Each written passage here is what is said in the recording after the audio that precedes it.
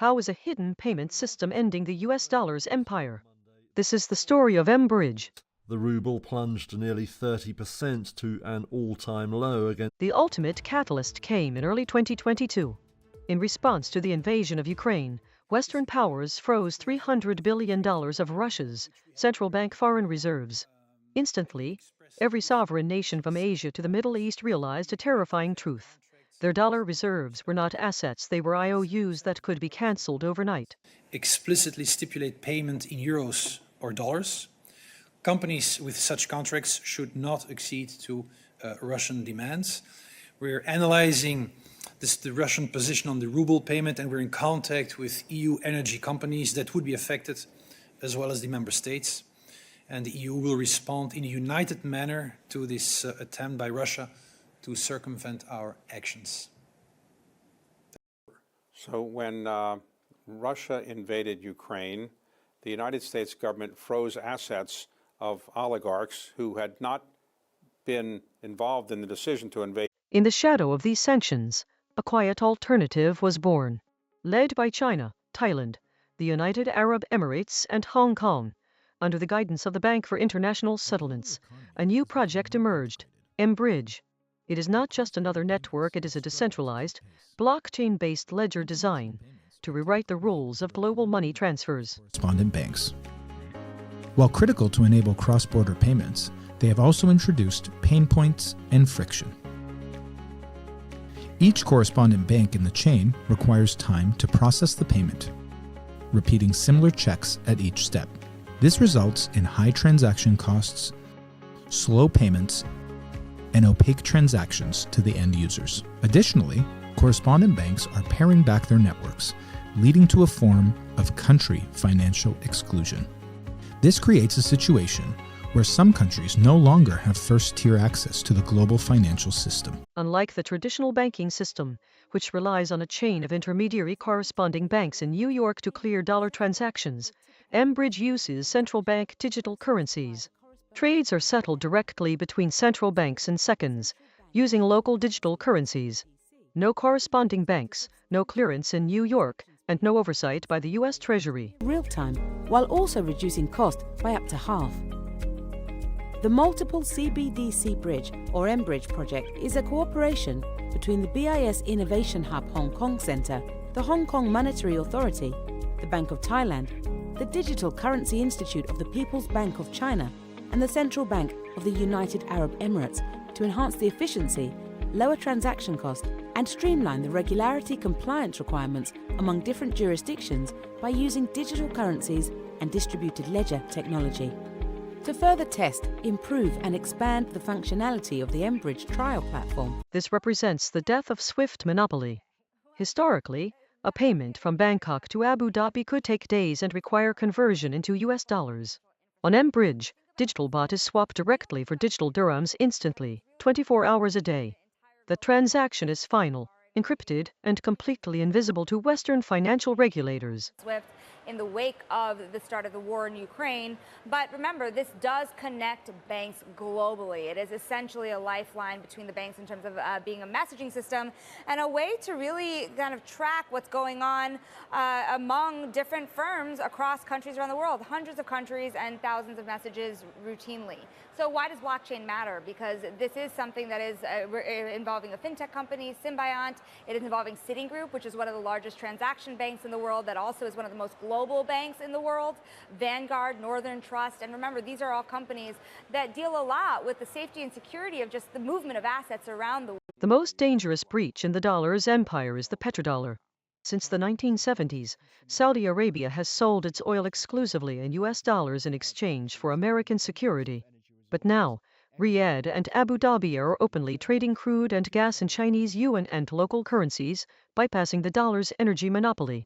是天然的合作伙伴，中国将继续从海合会国家持续大量进口原油。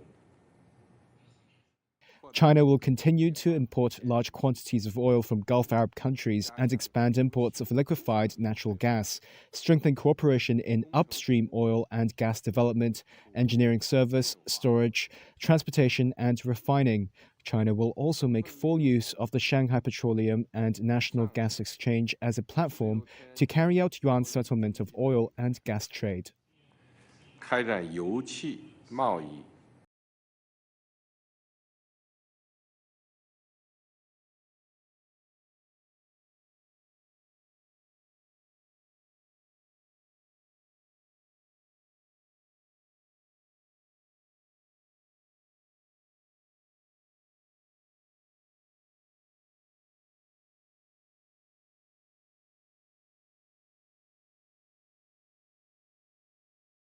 The expansion is scaling rapidly. The BRICS coalition, now representing over 40% of the world's population, is actively integrating alternative payment networks. As countries seek defense against unilateral sanctions, mBridge is evolving from an experimental pilot into a financial fortress for the global south. It's been reported by Reuters, analyzed by the Financial Times, debated at summits attended by presidents, finance ministers, and central bank governors. The question is no longer whether BRICS wants to reduce dependence on the dollar. The real question is how far they can go, and what that means for your money, your job, and your future. Because the dollar is not just a currency. It is the backbone of American economic power. It underpins global trade, anchors financial markets, and allows the United States to borrow on terms no other nation enjoys. If that foundation weakens, the consequences won't remain confined to Wall Street trading desks. They will show up in your mortgage rate, your grocery bill, your retirement portfolio. And yet, most people barely hear about this shift. When BRICS leaders Medicaid and other health care, the U.S. military, food stamps and other benefits, fixing roads, Head Start and schools, the environment, national parks, and 1,000 other areas. It's simple. For years, what the U.S. government spent on those things was far greater than the amount of money it had brought in to pay for them. That stacked up to that $31.4 trillion in debt we have now.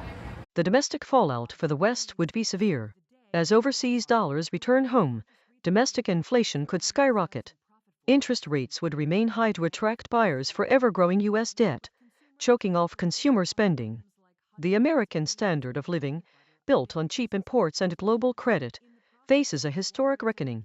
Market share, its chief financial officer telling Reuters that even higher earners look to stretch their dollars further through cheaper items and sales events. That allowed Walmart to also reduce its glut of inventory ahead of the holiday season. The company also announced a new $20 billion share buyback plan, sending its shares up in morning trading to a 6-month high. Its results boosted stocks of other major retailers, including Target, Costco, and Macy's. Walmart's forecast for holiday quarter U.S. same-store sales, excluding fuel, however, fell below analysts' estimates. Its CFO said consumers could slow. We are entering a multipolar financial world order. The era of a single global currency is drawing to a close, replaced by digital blocks and decentralized ledgers. As mBridge and local networks expand, the geopolitical landscape splits, permanently dividing the global economy. The dollar's empire is fracturing. The transition will not be smooth, nor will it be quiet. As the foundations of global finance shift beneath our feet, one question remains: is the world prepared for what comes next? Rising oil prices and slowing job growth. Economists have become more uncertain about the global economic outlook since the US and Israel struck Iran last month. The uncertainty has stoked fears that a disrupted global oil supply would raise and prolong inflation in the US. That would potentially deter the Federal Reserve from cutting inflation rates. On Wednesday, the Fed kept rates unchanged for the second time in